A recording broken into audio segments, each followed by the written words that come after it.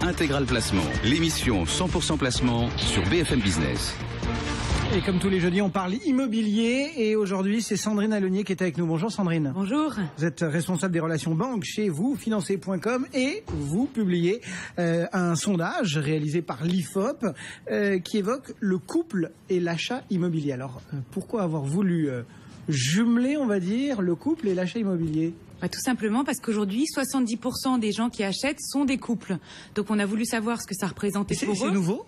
Non, ça a toujours été le cas, mais il est vrai que compte tenu des prix du marché, aujourd'hui, il est plus facile d'acheter à deux. C'est pour ça que beaucoup de gens achètent en couple. Et ce qui nous a beaucoup étonné, c'est que seulement 33% des Français sont mariés, ceux qui achètent en couple. Donc on s'est dit, mais que représente pour eux l'achat immobilier ? Est-ce que c'est plus engageant ou pas que le mariage ? Alors justement, quels sont les 2-3 points fondamentaux, les enseignements que vous tirez de cette étude ? Alors on a été très étonnés de se rendre compte que pour les Français, aujourd'hui, acheter un bien immobilier, c'est plus engageant que de se marier ou de se paxer, et même que de signer un CDI.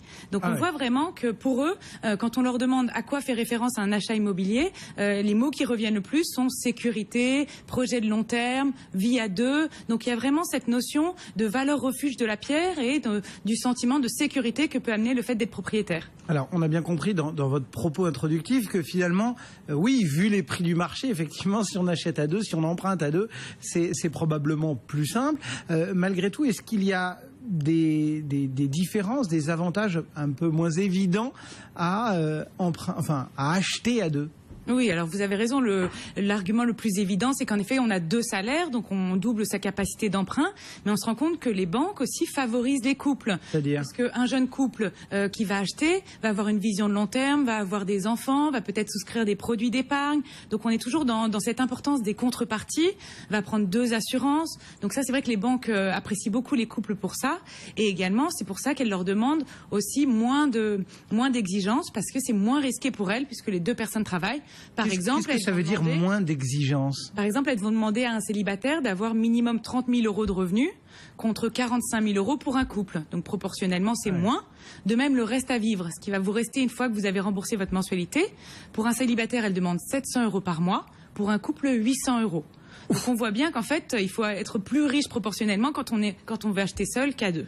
Donc ça, c'est un des constats. Si on comprend que la banque est plus encline à suivre un couple, si les Français considèrent que c'est plus sûr d'acheter à deux que d'acheter tout seul, comment se répartit l'achat immobilier justement aujourd'hui ? Si on parle de l'apport, si on parle de l'emprunt, si on parle du remboursement, et puis je ne sais pas si on parle même de la propriété. Est-ce qu'on achète à du proportion ? Comment ça se répartit tout ça ? C'est une question qu'on s'est posée parce qu'on n'a pas forcément les mêmes revenus entre l'homme et la femme. On n'a pas forcément le même apport. Donc on s'est demandé, est-ce que les gens mettaient la même proportion ? Et on se rend compte que c'est le cas à peu près pour 6 couples sur 10.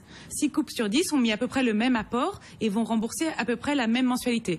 Alors lorsque ce n'est pas le cas, lorsqu'il n'y a pas égalité, les hommes déclarent bien sûr que c'est eux qui remboursent le plus. Voilà, évidemment. En revanche, ce qui est très intéressant, c'est que ça reste vraiment un projet à deux et on se rend compte que la propriété, peu importe comment sont répartis et l'apport et les mensualités, elle est vraiment répartie à 50-50. Donc dans l'acte de vente, les couples se disent propriétaires à égalité.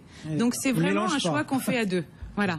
Il arrive quand même qu'hommes et femmes se séparent. Dans les cas de séparation, comment ça se passe vis-à-vis du bien immobilier ? Alors en effet, on voit que les couples ont pensé aussi à cette éventualité-là. Et alors 73% des couples disent que eux préféraient revendre le bien. Il y a vraiment cette volonté, et pour des raisons financières, parce que c'est pas toujours possible de garder un bien qu'on a acheté cher, et aussi pour des raisons sentimentales, on n'a pas forcément envie de rester dans le bien. Donc ce qui est amusant, c'est que on dit que la durée de vie d'un couple c'est 7 ans, et la durée de vie d'un bien immobilier, c'est 7 ans aussi. Donc c'est vrai que oui, finalement, en moyenne, les Français gardent. Oui, en moyenne, on rembourse son crédit et on revend son bien au bout de 7 ans. En tout cas, il y a vraiment cette volonté de revendre en cas de séparation. Et finalement, ça fait aussi le bonheur des agents immobiliers puisque on revend un bien pour en racheter deux. Ok. Est-ce que malgré tout, une étude comme celle-là, vous qui êtes courtier par exemple, elle donne des enseignements pour l'avenir, elle incite à modifier un petit peu son approche qu'on a finalement de la clientèle ? Alors nous, c'est vraiment intéressant de voir que les gens ont vraiment cette problématique d'acheter tôt, même chez les très jeunes, et du coup, c'est aussi une volonté pour eux d'acheter en couple, puisqu'ils se disent que ça va être plus facile. Même les moins de 30 ans, quand même, achètent à 60% en couple. Donc ça reste, on a vraiment vu que c'était une vraie tendance. Donc nous, ça nous incite vraiment à rester des observateurs du marché, à être plus à l'écoute de nos clients et aussi à montrer aux banques qu'on connaît nos clients et qu'on va leur amener aussi les clients qu'ils attendent. Merci beaucoup Sandrine. Sandrine Allonnier, responsable des relations banque chez vousfinancer.com, et donc cette étude sur le couple et l'achat immobilier. À très bientôt.